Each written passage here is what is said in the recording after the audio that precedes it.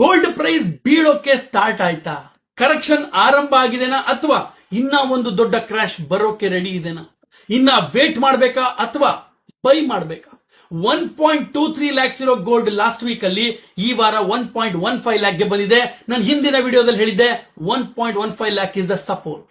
So investors ಏನ್ ಮಾಡಬೇಕು? ಇಲ್ಲಿ ಭಯ ಪಡಬೇಕಾ ಅಥವಾ ನಾವು ಸ್ಮಾರ್ಟ್ ಆಗಿ ಯೋಚನೆ ಮಾಡಬೇಕಾ? Let's decode the truth. Fear ಅಥವಾ ಆಪರ್ಚುನಿಟಿನ? US ಮಾರ್ಕೆಟ್ ಅಲ್ಲಿ $4,340 ಪರ್ ಔನ್ಸ್ ಇರೋ ಗೋಲ್ಡ್ ಇವತ್ತು $4,000 ಪರ್ ಔನ್ಸ್ ಆಗಿದೆ. ಇಂಡಿಯಾದಲ್ಲಿ 1.23 ಲ್ಯಾಕ್ಸ್ ಇರೋ ಗೋಲ್ಡ್ ಇವತ್ತು 1.15 ಲ್ಯಾಕ್ ಆಗಿದೆ ಒಂದು ವಾರದಲ್ಲಿ. ಸೊ ಆಲ್ಮೋಸ್ಟ್ 6 to 8% ಕರೆಕ್ಷನ್ ಆಗಿದೆ ಗ್ಲೋಬಲ್ ಮಾರ್ಕೆಟ್ ಅಲ್ಲಿ. ಬಟ್ ಪ್ಯಾನಿಕ್ ಮಾಡೋ ಯಾವ ಸಿಚುಯೇಷನ್ ಇಲ್ಲಿಲ್ಲ. ಇದಕ್ಕೆ ನಾವು ಕೂಲ್ ಡೌನ್ ಫೇಸ್ ಅಂತ ಹೇಳ್ತೀವಿ. ಇದಕ್ಕೆ ರೀಸನ್ಸ್ ಏನು? ಫೆಡ್ ರೇಟ್ ಕಟ್ ಡಿಲೇ ಆಗ್ತಾ ಇದೆ. ಇನ್ನ ಎಕ್ಸ್ಪೆಕ್ಟೆಡ್ ಅಕ್ಟೋಬರ್ ಅಂತ ಹೇಳ್ತೀವಿ, ಅನೌನ್ಸ್ಮೆಂಟ್ ಇನ್ನ ಬಂದಿಲ್ಲ. ಡಾಲರ್ ಇಂಡೆಕ್ಸ್ ಸ್ಟ್ರೆಂಥನ್ ಆಗಿದೆ. ಡಾಲರ್ ಸ್ಟ್ರೆಂಥನ್ ಆಯ್ತು ಅಂದ್ರೆ ಗೋಲ್ಡ್ ಕೆಳಗೆ ಬೀಳೋ ಸಾಧ್ಯತೆ ಇರುತ್ತೆ. Next profit booking. ಸಿಕ್ಕಾಪಟ್ಟೆ ಫಂಡ್ ಮ್ಯಾನೇಜರ್ಸ್ ಅಂಡ್ ಇನ್ವೆಸ್ಟರ್ಸ್ ಸುಮಾರು ರೆಕಾರ್ಡ್ ಹೈ ಮಾಡಿದಾಗ ಪ್ರಾಫಿಟ್ ನ ಬುಕ್ ಮಾಡಿದ್ದಾರೆ, ಹಾಗಾಗಿ ಕೆಳಗಡೆ ಬಂದಿದೆ. ಜೊತೆಗೆ ಆಯಿಲ್ ಪ್ರೈಸ್ ಕೂಡ ಡ್ರಾಪ್ ಆಗಿದೆ. ಇನ್ಫ್ಲೇಷನ್ ಕೂಡ ಸ್ವಲ್ಪ ಕೂಲ್ ಡೌನ್ ಆಗಿದೆ, ಹಾಗಾಗಿ ಸ್ವಲ್ಪ ಡಿಮ್ಯಾಂಡ್ ಕಮ್ಮಿ ಆಗಿದೆ ಅಂತ ಹೇಳ್ಬೋದು. ಹಾಗಾದ್ರೆ ನಾವೇನು ಮಾಡಬೇಕು? ಸೊ ವೇಟ್ ಮಾಡಿ. ಸೊ ವಾಲ್ ಸ್ಟ್ರೀಟ್ ಫಂಡ್ಸ್ ಏನ್ ಮಾಡ್ತಾ ಇದ್ದಾರೆ?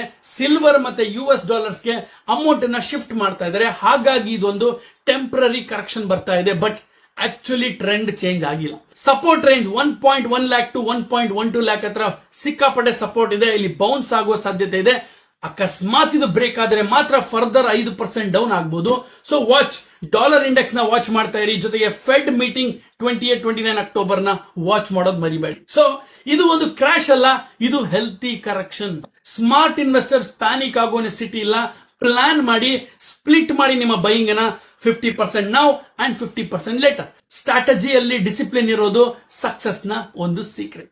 So every dip is an opportunity for an investor to invest in safe haven ಅಂತ ಹೇಳ್ತೀನಿ. ಕಮೆಂಟ್ ಮಾಡಿ, ಈ ಫಾಲ್ ನಲ್ಲಿ ನೀವು ಬೈ ಮಾಡ್ತೀರಾ ಅಥವಾ ವೇಟ್ ಮಾಡ್ತೀರಾ ಅಥವಾ ಸ್ವಲ್ಪ ಬೈ ಮಾಡಿ ಇನ್ನೊಂದ್ ಸ್ವಲ್ಪ ಕೆಳಗಡೆ ಬಿದ್ದಾಗ ಬೈ ಮಾಡಬೇಕು ಅಂತಿದ್ದೀರಾ?